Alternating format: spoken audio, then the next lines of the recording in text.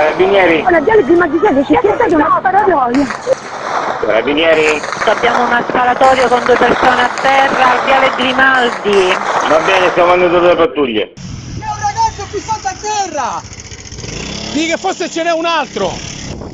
Emergenza sanitaria, operatore. Sì, carabinieri, allora sempre per il viale Grimaldi 18, ci sono almeno 3 persone ferite. Stanno arrivando 2 ambulanze col medico e 2 da Librino. Carabinieri Catania. Sì, ci sono dei bambini qua sotto e ci sono coppie di pistola, correte, in via del Maggiolino.